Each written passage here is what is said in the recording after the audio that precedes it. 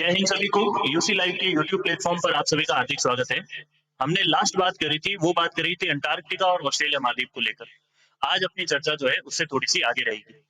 इसमें देखो ध्यान से, आज हम जिसके बारे में बात करने वाले हैं वो कौन सा महाद्वीप होगा आपके, वो महाद्वीप होगा आपके अफ्रीका महाद्वीप या अफ्रीका कॉन्टिनेंट।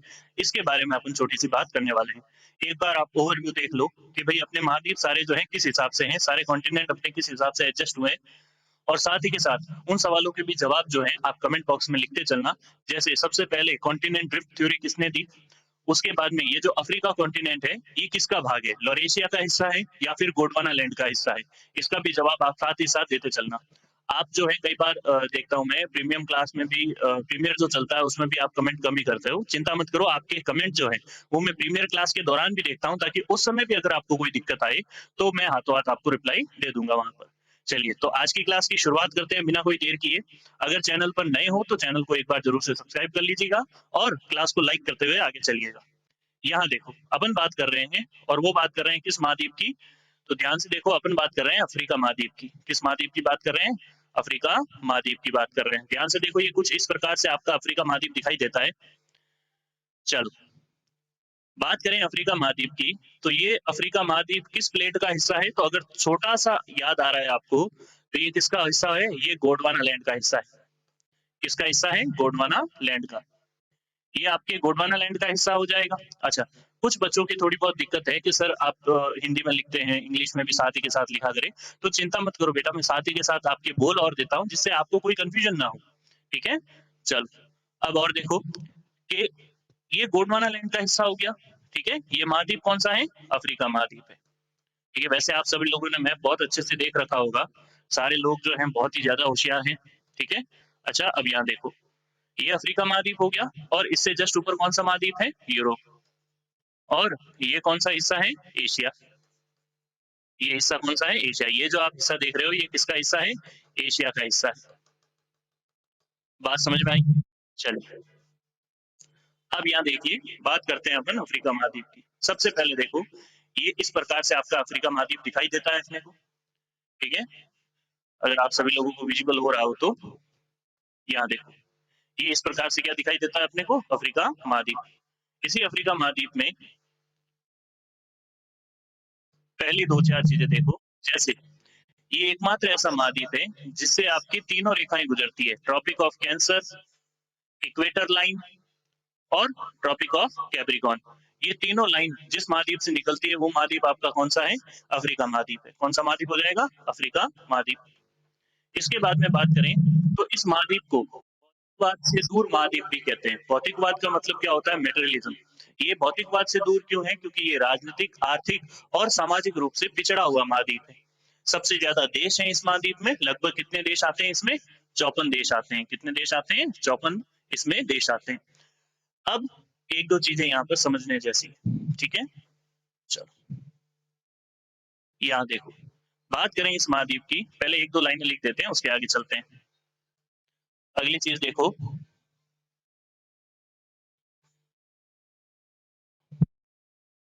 पहला, अफ्रीका महाद्वीप को क्या कहते हैं? अंध महाद्वीप कहते हैं। फिर इसे भौतिकवाद से दूर महाद्वीप भी कहते हैं। क्या कहते हैं? Continent is away from materialism. इसके बाद में बात करें तो इस महाद्वीप की खोज किसने की थी? लिविंगस्टोन और स्टैनले द्वारा इस महाद्वीप की क्या की गई थी? खोज की गई थी। इसके बाद देखो, आगे बात करते हैं। भाई, मैंने आपको इसका ये कारण बता दिया कि इसे भौतिकवाद से या मेटरलिज्म से दूर महाद्वीप क्यों कहते हैं। क्योंकि ये महाद्वीप जो है सामाजिक रूप से, आर्थिक रूप से और राजनीतिक रूप से क्या है? पिछड़ा हुआ महाद्वीप है। ठीक है, राजनीतिक रूप से क्या है? पिछड़ा महाद्वीप है, इसलिए इसको भौतिकवाद से दूर महाद्वीप कह दिया। और लिविंगस्टोन और स्टेनले नामक इन दो व्यक्तियों ने क्या किया था? इसकी खोज करी थी। फिर अगली चीज देखो, इस महाद्वीप में कुल कितने देश हैं? 54 देश आते हैं। कितने देश आते हैं? 54, जिसमें से 48 देश तो मुख्य भूमि पर है। क्षेत्रफल में सबसे बड़ा कौन सा है? अल्जीरिया। क्षेत्रफल में सबसे बड़ा देश कौन सा है? अल्जीरिया। और जनसंख्या में सबसे छोटा देश कौन सा है? नाइजीरिया। जनसंख्या में सबसे छोटा देश कौन सा हो जाएगा? नाइजीरिया। 6 देश जो हैं ये द्वीपीय देश है। 6 देश कैसे देश हैं? द्वीपीय, द्वीपीय देश हैं। ठीक है, जिसमें मेडागास्कर, मॉरिशस, कैमरून और सेशेल्स ये आते हैं हिंद महासागर में। अगर आपको यहाँ नजर आ रहे हो तो ये क्या आता है? मेडागास्कर।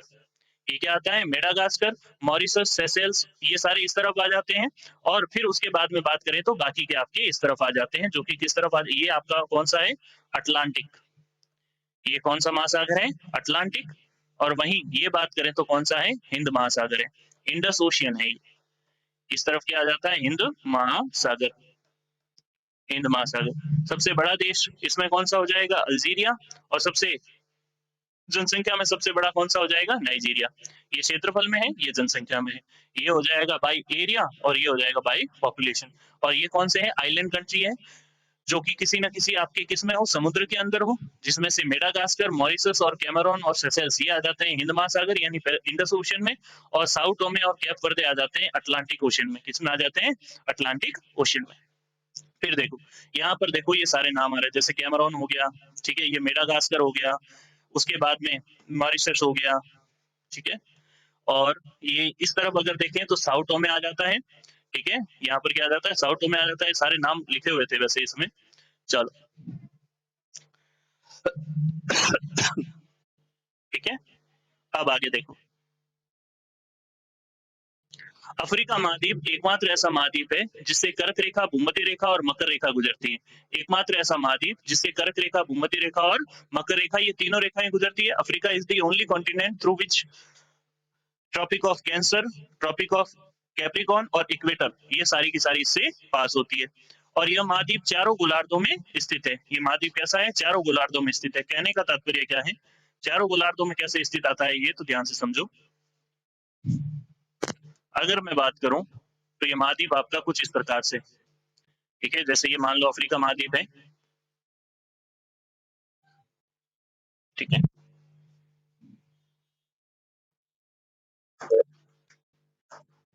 ये आपकी पृथ्वी और ये चारों क्या हो जाते हैं, गोलार्ध।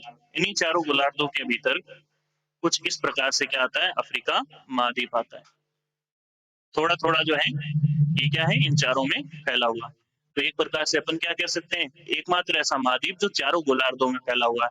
उत्तरी गोलार्ध में भी है, दक्षिणी गोलार्ध में भी है, पश्चिमी गोलार्ध में भी है और पूर्वी गोलार्ध में भी है। और एकमात्र ऐसा महाद्वीप जिससे तीनों रेखाएं गुजरती है, tropic of cancer, equator line और ट्रॉपिक ऑफ कैप्रिकॉर्न। ये तीनों लाइनें किस महाद्वीप से गुजरती है, तो ये एकमात्र ऐसा महाद्वीप कौन सा हो जाता है, अफ्रीका। इसके बाद आगे देखो,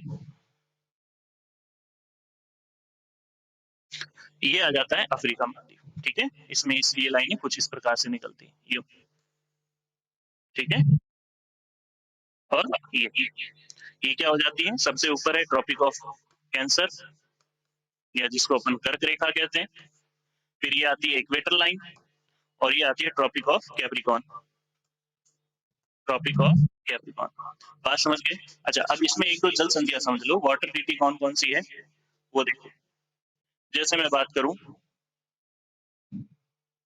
तो ये जो हिस्सा आपको नजर आ रहा है, यहाँ ध्यान से देखो, ये वाला हिस्सा जो आपको नजर आ रहा है, इसके ऊपर जस्ट क्या है, इसके ऊपर है आपका यूरोप महाद्वीप। कौन सा महाद्वीप है, यूरोप महाद्वीप। और यहाँ पर ये क्या आ जाता है, आपका मोरक्को। ये यहाँ पर फैला हुआ देख रहे हो आप, ये क्या है, मोरक्को। और ये क्या आ जाता है, स्पेन। ये क्या आता है, स्पेन। तो मोरक्को और स्पेन के बीच में आप देख रहे हो एक छोटी सी जल संधि है। यहाँ पर ये देखो, ये पास है कि नहीं है, दोनों को एक दूसरे से जोड़ने वाला।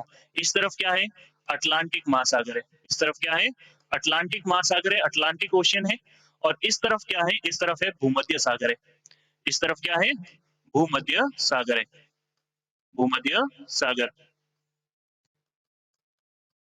तो यहाँ समझो, यूरोप और अफ्रीका महाद्वीप के बीच में एक ये छोटी सी जल संधि है और इस जल संधि का नाम क्या है, इस जल संधि का नाम है जिब्राल्टर जल संधि। क्या नाम है इस जल संधि का, जिब्राल्टर जल संधि, जल संधि।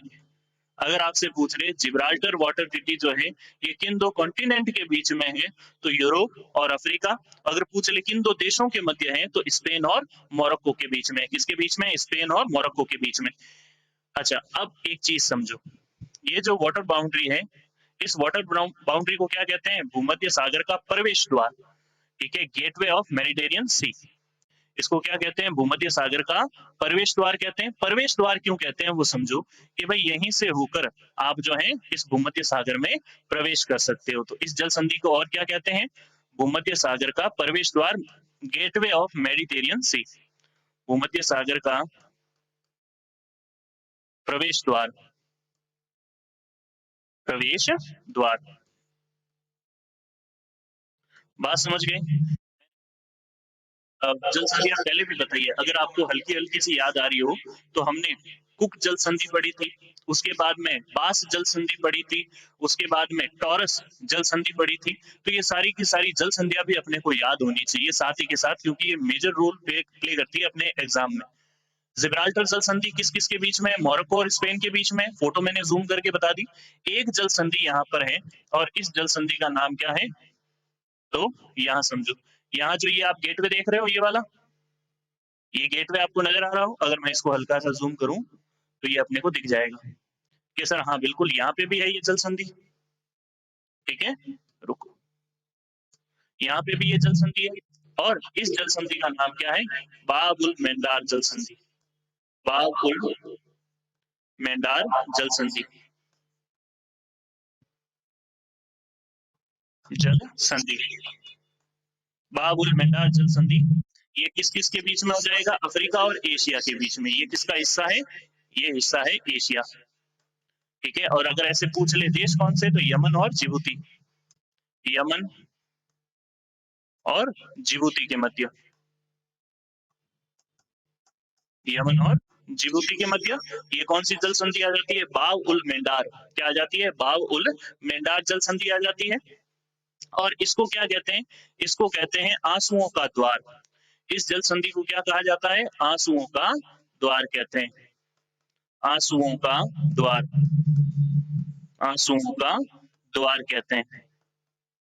अगर आपसे पूछ ले आंसुओं का द्वार किस जल संधि को कहते हैं? बाबुल मेंडार जल संधि, जो कि यमन और जिबूती के मध्य, या फिर एशिया और यूरोप, अपने एशिया और अफ्रीका देश के मध्य आती है। ठीक है, और ये आपको दिख रहा हो तो ये क्या है? Horn of Africa. इस चीज को क्या कहते हैं? Horn of Africa. चलो इस पे भी आते हैं, पर एक चीज और समझो, यहाँ पर ये दो जल संधियां हो गई क्या? हाँ हो गई। और फिर आपको जो है थोड़ा ज़ूम करते हैं। अगर आप गूगल मैप देखोगे, तो गूगल मैप में यहाँ से भी एक आपकी नहर निकाली हुई है और इस नहर का नाम क्या है? आपके स्वेज नहर है। इस नहर का नाम क्या है? स्वेज नहर या स्वेज कैनाल। स्वेज नहर या स्वेज कैनाल।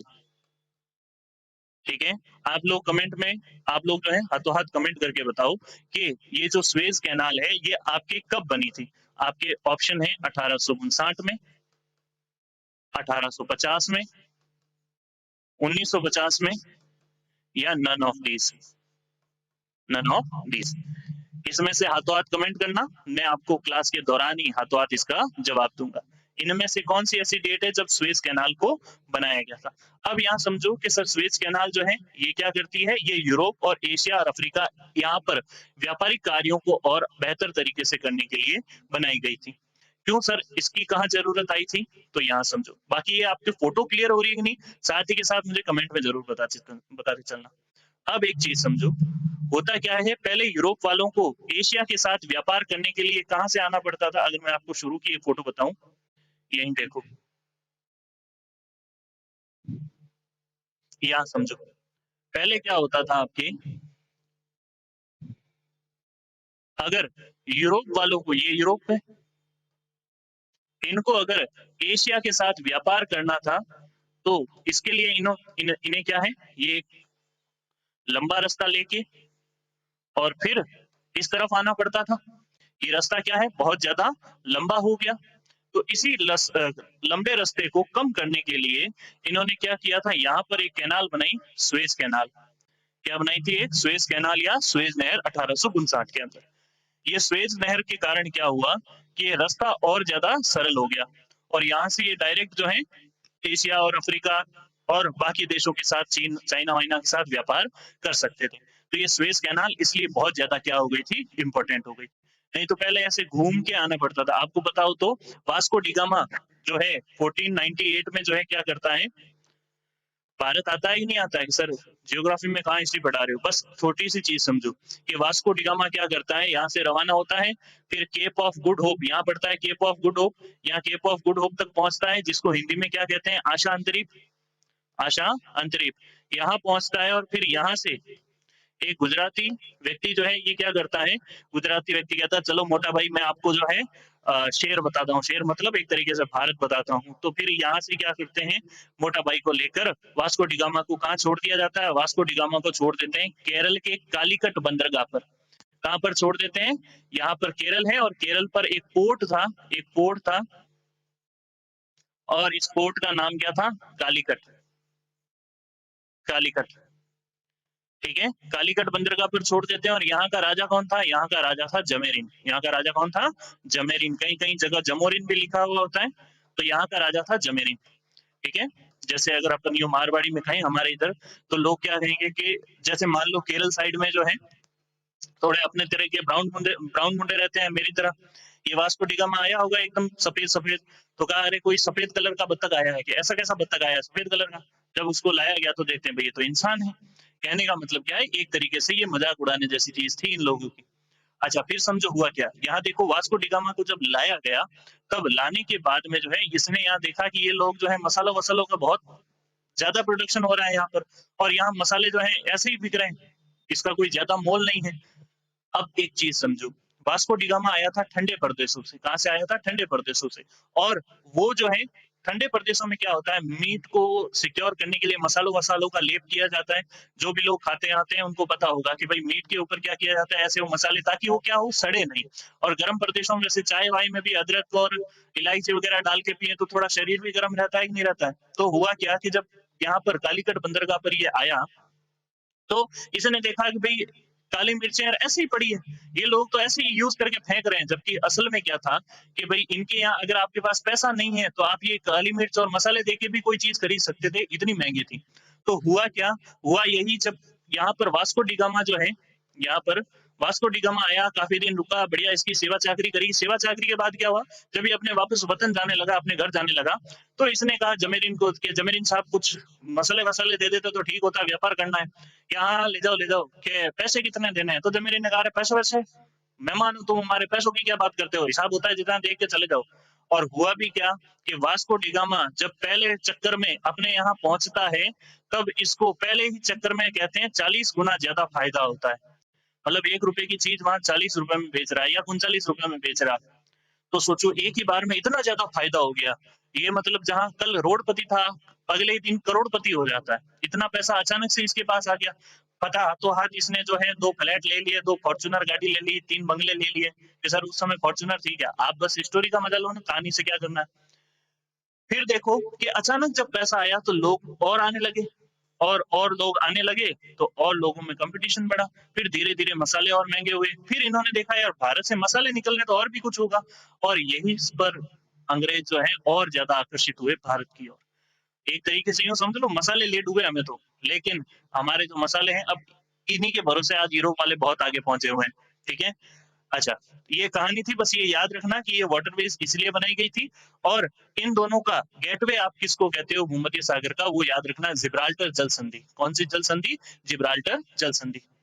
चलिए अब अपन थोड़ा सा आगे चलते हैं, ठीक है। ये दोनों चीजें पता चल गई कि भाई यहाँ पर भूमध्य सागर है, ठीक है, भूमध्य सागर, जिब्राल्टर जल संधि, सुएज कैनाल, बाबुल मेंडार जल संधि, जिसको क्या कहते हैं, आंसुओं का द्वार कहते हैं, ठीक है। फिर उसके बाद देखो ग्रीनविच रेखा, ग्रीनविच रेखा अफ्रीका और यूरोप से गुजरती है, the Greenwich line passes through Africa and Europe, जिसको क्या कहते हैं, ग्रीनविच मेरिडियन टाइम, ठीक है। ये कहाँ से निकलती है, तो अल्जीरिया, घाना, टोगो, बुर्किना फासो, ये यहाँ पर देखो, यहाँ पर ये सारे के सारे देश हैं, ठीक है। ये कुछ इस तरह से बुर्किना फासो, घाना, टोगो, ठीक है, माली, ये इस प्रकार से आपकी ये निकलती है, कौन सी, ग्रीनविच मेरिडियन टाइम, या फिर मैं कहूँ जीएमटी। और यहाँ पर भूमध्य रेखा दोनों एक दूसरे को कहाँ काटती है, दोनों एक दूसरे को काटती है अटलांटिक महासागर में। ये भूमध्य रेखा और ग्रीनविच रेखा दोनों एक दूसरे को कहाँ काटती है, तो ये काटती है आपके अटलांटिक ओशियन में, या हम यूं कह सकते हैं अटलांटिक महासागर में। चलो ठीक है, ये फोटो बनाने के लिए दिया था कुछ इस प्रकार से, यूं, ठीक है, तो ये जगह यहाँ पर कहाँ आ जाती है, अटलांटिक ओशन में आ जाती है, अटलांटिक ओशन या अटलांटिक महासागर, महासागर। ठीक है, अच्छा इससे आगे देखो, अगली बात करते हैं अफ्रीका के प्रमुख पठारों की, मेजर प्लेट्यू। पहला है जोश पठार, नाइजीरिया में है। बाई पठार अंगोला में है। कटंगा पठार DRC, democratic Republic of Congo यानी जायरे और इथियोपिया का पठार इथियोपिया में है। मालागासी पठार कहाँ है, मेडागास्कर में। मालागासी पठार कहाँ है, मेडागास्कर में। ये सारे के सारे प्लेट्यू जो है ये किससे जुड़े हुए हैं, अफ्रीका से जुड़े हुए हैं। मेजरली आपको याद रखना है जोश पठार और उसके बाद में बाई पठार। ठीक है, ये याद रख के छोड़ दो, बाकी क्या है, इथियोपिया नाम से ही पता चल जाएगा और आप लोग याद करने में होशियार तो हो ही हो। और मालागासी पठार ये एक बार देख लेना ताकि भूलो नहीं। अगली चीज देखो, अफ्रीका की प्रमुख नदियां, मेजर रिवर्स ऑफ अफ्रीका। पहले बात करते हैं नील नदी या नाइल नदी की। ठीक है, नील नदी जो है, ये नील नदी विश्व की सबसे लंबी नदी है। विश्व की सबसे क्या है, लंबी नदी है। 6,650 किलोमीटर इसकी जो है लंबाई बताई जाती है कई बार। ठीक है, वैसे लिखी हुई है सामने। विश्व की सबसे लंबी नदी है, it is the longest river in the world. इसकी लंबाई कितनी है, 6,650 किलोमीटर है। नील नदी दो धाराओं के रूप में निकलती है। कैसे निकलती है, दो स्ट्रीम के रूप में निकलती है। एक तरफ से आती है ब्लू नील नदी। ठीक है, एक तरफ से आती है ब्लू नील नदी, एक तरफ से आती है श्वेत नील नदी। ये हो जाएगी ब्लू नील नदी और एक तरफ से हो जाएगी श्वेत नील नदी, श्वेत या व्हाइट नील नदी। ये दोनों खार्तूम में आपस में मिलती है और उसके बाद जब ये आगे निकलती है तो किस नाम से जानी जाती है, नील के नाम से जानी जाती है। एक विक्टोरिया झील से निकलती है, ये कहां से निकलती है, विक्टोरिया झील से। और श्वेत नील नदी निकलती है ताना झील से। कौन सी झील से निकलती है, ताना झील से निकलती है। विक्टोरिया झील कहाँ है, विक्टोरिया झील है 3 देशों में। कितने देशों में है, 3 देशों में फैली हुई है। अफ्रीका की सबसे बड़ी मीठे पानी की झील है। 3 देशों में, कौन कौन से, तो देखो Kenya, Kenya, Tanzania, Kenya, Tanzania और युगांडा। केनिया, तंजानिया और युगांडा, इन 3 देशों में कौन सी झील फैली हुई है, आपके विक्टोरिया झील फैली हुई है। याद रखने के लिए केटीयू याद रख लेना, केटीयू याद रख लेना, जैसे केटीएम याद रखते हो वैसे केटीयू याद रख लेना। केनिया, तंजानिया और युगांडा, इन 3 देशों में कौन सी झील फैली हुई है, विक्टोरिया। यहाँ से ये नदियों का उद्गम होता है। जैसे श्वेत नील नदी है, ठीक है, ये कहाँ से निकलती है, विक्टोरिया झील से। और ब्लू नील नदी कहाँ से निकलती है, ताना झील से। ठीक है, चलो इसको थोड़ा ऊपर नीचे लिख दिया, यहाँ देख लेना। यहाँ देखो, बात करें तो ये फोटो है कुछ इस प्रकार से। यहाँ पर है ताना लेक, यहाँ पर कौन सी लेक है, ताना लेक या ताना झील, ताना झील। ठीक है, वो फोटो केवल आपको समझाने के लिए था। और यहाँ देखो, ये आती है विक्टोरिया झील। कौन सी झील आती है, विक्टोरिया झील। इन विक्टोरिया झील से एक तरफ से निकलती है आपकी श्वेत नील नदी, एक तरफ से आती है ब्लू नील नदी। दोनों खार्तूम में मिलती है, दोनों कहाँ मिलती है, खार्तूम में। और फिर आगे प्रवाहित होती हुई चली जाती है। याद रखना, इसी इसी नदी पर एक बांध बना है, बांध का नाम है असवान बांध। ठीक है, क्या नाम है, असवान बांध या असवान डैम। ठीक है, यहाँ जो डैम बना है इसका नाम है असवान बांध, या फिर आप इसी को कह सकते हो असवान डैम। ठीक है, और इसी डैम के पीछे एक आपकी झील बनी हुई है, एक लेक बनी हुई है। और इस लेक का नाम क्या हो जाएगा, लेक का नाम हो जाएगा नासिर लेक या नासिर झील, नासिर झील, नासिर झील। नासिर लेक या नासिर झील कहाँ बनी हुई है, मिस्र में। किसके, असवान बांध के निकट, असवान बांध के पीछे। ठीक है, आगे देखो, नील नदी जो है ये युगांडा, दक्षिणी सूडान, उत्तरी सूडान और मिस्र, ये 4 देशों में ही बहती है। विश्व की सबसे लंबी नदी है, उसके बावजूद केवल 4 देशों में। कौन कौन से, युगांडा, दक्षिणी सूडान, उत्तरी सूडान और मिस्र। और नील नदी पर मिस्र में एक बांध बना हुआ है जिसका नाम क्या है, असवान बांध। और इसी के पीछे कौन सी झील है आपकी, नासिर झील है। कौन सी झील है, नासिर झील। ठीक है, Uganda, south Sudan, north Sudan and Egypt flows through the 4 countries. Aswan Dam and Nasir Lake are located in Egypt on the Nile River. और Egyptian civilisation developed near Nile well, या फिर मैं यूं कहूं कि मिस्र की सभ्यता का विकास किस नदी के किनारे हुआ था, नील नदी के किनारे। जैसे यहीं पर, जैसे मिस्र की सभ्यता का है, 2-4 सभ्यताओं का याद रख लो, आपके जो है हिस्ट्री में भी काम आएगा। जैसे अगर हम बात करें कि मिस्र की सभ्यता जो है ये आपकी नील नदी के किनारे विकसित होती है। वहीं अगर हम बात करें तो अगली आती है चीन की सभ्यता। हम आगे नाम पढ़ेंगे तो भी याद रख लेना, ये हवांग हो नदी के किनारे विकसित हुई थी। किसके किनारे? हवांग हो। और वहीं बात करें सिंधु सभ्यता, तो ये सिंधु सभ्यता किस नदी के किनारे विकसित हुई थी? सिंधु नदी के किनारे विकसित हुई। और वहीं आती है मेसोपोटामिया। मेसोपोटामिया, ये जो मेसोपोटामिया है, इस मेसोपोटामिया सभ्यता का विकास भी किस नदी के किनारे हुआ था? तो ये दजला और फरात, दजला व फरात नदियों के किनारे। दजला और फरात नदियों के किनारे किसका विकास हुआ था? मेसोपोटामिया सभ्यता, सिंधु सिंधु नदी के किनारे। चीन की सभ्यता हवांगो, मिस्र की नील नदी के किनारे। जैसा यहाँ एक आया है, मैंने चार आपको आगे बता दी। अगली चीज समझो, दूसरी आती है कोंगो या जायरे। अफ्रीका की दूसरी बड़ी नदी है और भूमध्य रेखा को दो बार काटती है। ये क्या करती है? भूमध्य रेखा को दो बार काटने वाली नदी है। Cut the equator line twice. कैसे? देखो कि एक तरफ से ये उद्गम लेती है, दूसरी तरफ जाती है और फिर इस तरह आगे बढ़ती है। जब ये डीआरसी में D democratic Republic of Congo, इस तरह से इसमें जब ये प्रवाहित होती है, तो एक बार ये यहाँ से और दूसरी बार ये इस हिस्से से काटती है। तो अपन यूं कह सकते हैं कि भाई कॉन्गो नदी जो है भूमध्य रेखा को क्या करती है? दो बार काटती है। और इसी नदी पर दो आपके वाटरफॉल है, लिविंग स्टोन और स्टैनले वाटरफॉल। लिविंग स्टोन और स्टैनले वाटरफॉल किस नदी पर है? कॉन्गो नदी पर है। ठीक है, कहां पर बहती है ये? कॉन्गो या जायरे डीआरसी में बहती है। उसके बाद में भूमध्य रेखा को दो बार काटती है और इस पर क्या है? दो जलप्रपात है। कुछ इस प्रकार से देखो, ये नदी आपके यूं बहती हुई आगे जाती है। ठीक है, और ये आपकी इक्वेटर लाइन को क्या करती है? दो बार काटती है। ठीक है, यहाँ इस छोटे से मैप के थ्रू आप समझ सकते हो कि कुछ यूं है ये। ठीक है, जिसमें ये एक बार यूं काट देती है। आगे देखो, अगली आती है नाइजर नदी। कौन सी नदी आती है? नाइजर नदी।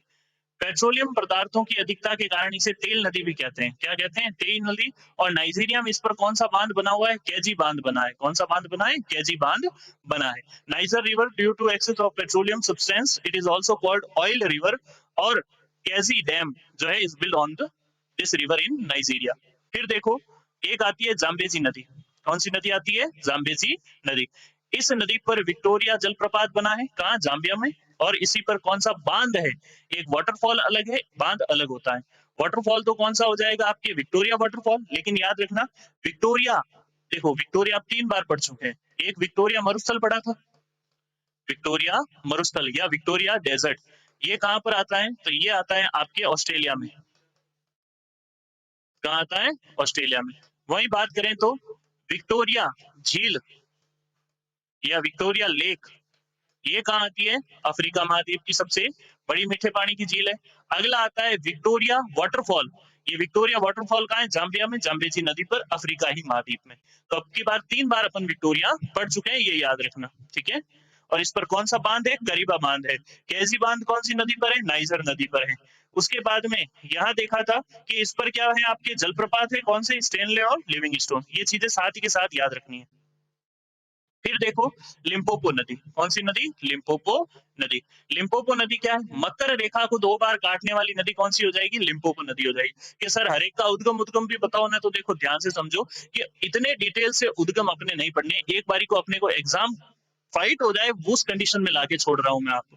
मेरा काम ये नहीं है कि मैं आपको मेरी नॉलेज बताऊं। मेरी नॉलेज में आपको चाहे बहुत भारी भारी चीजें लेकर आ जाऊं और फिर वो आपके ज्यादा काम नहीं आए, तो वो मेरी नॉलेज किस काम की? कोशिश यही रहेगी कि आपको आपके एग्जाम के लेवल के हिसाब से मैं सारी की सारी चीजें जो है स्टैब्लिश करता रहूं, उन चीजों को आप तक पहुंचाता रहूं और आप लोग बेहतर तरीके से याद कर सको। देखो आजकल क्या है कि भाई आपको बहुत ज्यादा बताने के लिए, ठीक है, टीचर जो है अपना जितना नॉलेज होता है वो सारा डाल देते हैं कि बस मैंने सब दे दिया, अब इसमें से जो आएगा। अब अगर मान लो मैं आपको 100 चीजें पढ़ाता हूँ और उस 100 में से 5 चीजें आ जाती है, तो इसमें मेरी कहाँ बढ़ाई है? अगर मैं 100 चीजें पढ़ाऊंगा तो उसमें से 5 चीजें तो आनी ही आनी है। इसमें कौन सी नई बात है? मेरी कोशिश ये है कि मैं इन 100 तक ना ले जाऊं, मैं आपको 50 तक ही रोक दूं। ठीक है, इसमें से कुछ आता है, ठीक है, 50 भी नहीं तो अपन और कम पे कोशिश करेंगे कि रिलेवेंट मैटर पढ़े, अच्छा मैटर पढ़े। बस इसीलिए जो है आराम से चीजें होती है और थोड़ा सा समय लगता है। पर ये मैंने क्या कहा था शुरुआत में, जब मैंने पहली क्लास ली थी, मैंने कहा था एक बार पढ़ना है, अच्छा पढ़ना है। चलो मैं थोड़ा साइड में और हो जाता हूँ, इस चीज को नीचे ले लेते हैं। चलो, तो नोट क्या है? कर्क रेखा को दो बार काटने वाली नदी कौन सी है? माई नदी है। इसका उद्गम जानना जरूरी है। क्यों? क्योंकि इसका संबंध हमारे भारत से है और जिसका भी संबंध हमारे भारत से होगा उसको हम अच्छे से पढ़ेंगे। कर्क रेखा को दो बार काटने वाली नदी कौन सी है? माही नदी है। अब तक तीन नदियां पढ़ चुके हैं, ध्यान से देखना। ठीक है, मैं एक मैप ले लेता हूँ, यहाँ देखो। अब तक 3 नदियों को हमने देखा है जो किसी न किसी को काट रही है। जैसे यहाँ समझो, ये अपनी अर्थ है, ये है equator line, tropic of cancer, tropic of Capricorn,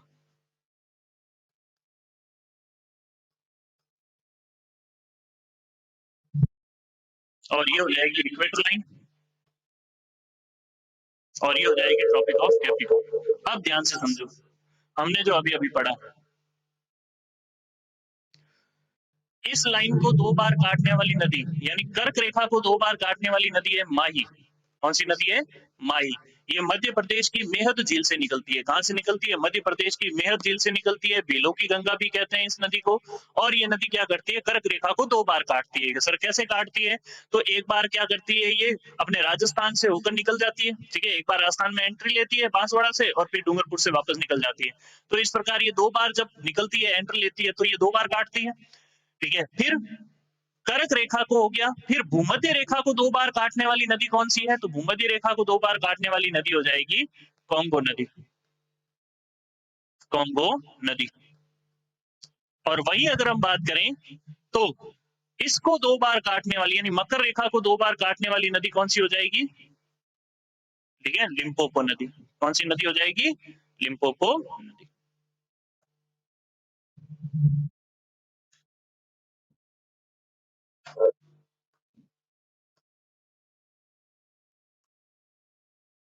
Limpopo नदी। बात समझ गए? ये तीनों जो है अपने दिमाग में अच्छे से याद रखना। अब वापस आते हैं पीछे वाले पे, ठीक है। ये कांगो रिवर के बारे में था। ये नाइजर नदी, तेल नदी के नाम से, किसको तेल नदी के नाम से जानते हैं? नाइजर नदी को जानते हैं। अगला मकर रेखा का हो गया, चलो ठीक है। अब बात करते हैं अफ्रीका की प्रमुख झीलें, कि भाई अफ्रीका में कौन कौन सी झीलें हैं, ठीक है। झीलों में बात करें तो सबसे पहली आती है विक्टोरिया झील। कौन सी आती है? विक्टोरिया झील या लेक विक्टोरिया। अफ्रीका महाद्वीप की सबसे बड़ी झील है ये। क्या है? अफ्रीका महाद्वीप की सबसे बड़ी झील है।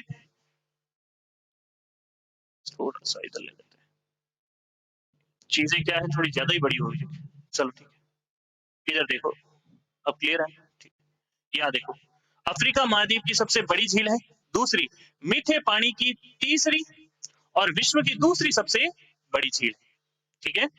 तो यहाँ देखो, world second largest fresh water lake. Second largest की बात आई है कि सर सेकेंड है तो फर्स्ट कौन सी है?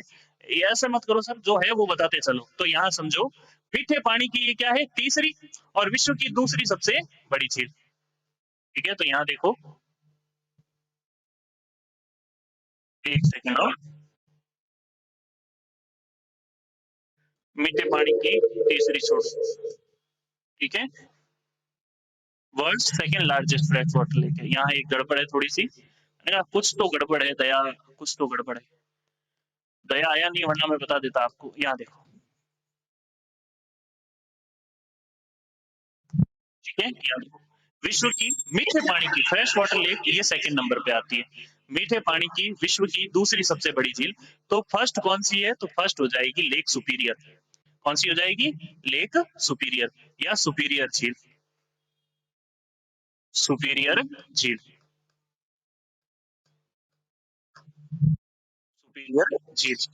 कहाँ आती है ये आती है नॉर्थ अमेरिका में, उत्तरी अमेरिका महाद्वीप में आती है लेक सुपीरियर। ये क्या है? विश्व की दूसरी सबसे बड़ी मीठे पानी की, पहली कौन सी है? सुपीरियर झील। फिर बात करें क्षेत्रफल के आधार पर, विश्व की तीसरी सबसे बड़ी झील है। क्षेत्रफल के आधार पर क्या है? विश्व की तीसरी सबसे बड़ी झील है। तो सर पहली दूसरी भी बता दो। तो यहाँ देखो, मैं 2-4 बातें लिख देता हूँ ताकि ये थोड़ा डाउट क्लियर हो जाए आप लोगों का। यहाँ देखो, बात करें अपने,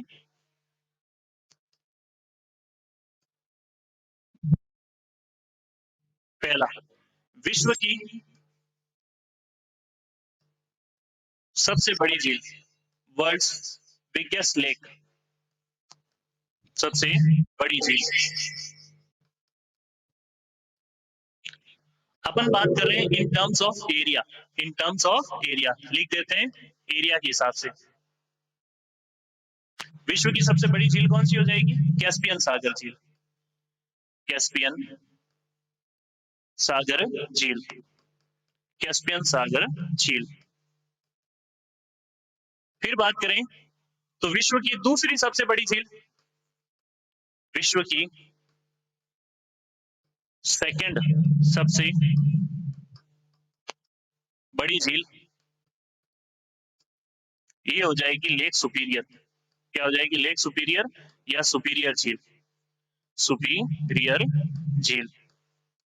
फिर बात करें तो विश्व की तीसरी, थर्ड सबसे बड़ी झील, ये हो जाएगी आपके विक्टोरिया झील। कौन सी झील हो जाएगी? विक्टोरिया झील हो जाएगी। तीसरी सबसे बड़ी झील कौन सी हो जाएगी? विक्टोरिया झील हो जाएगी। ये तो सारी चीजें हुई आपकी किसके हिसाब से? क्षेत्रफल के हिसाब से। किसके हिसाब से हुई है? क्षेत्रफल के हिसाब से हुई है। अब इससे आगे समझो, ठीक है? चलो ठीक है, आज की क्लास का थोड़ा समय लंबा खच गया। आज की क्लास अपन यहीं तक रहने देते हैं। इससे आगे की चर्चा जो है हम कल की क्लास में करेंगे। तो आज के लिए इतना ही। जय हिंद सभी को।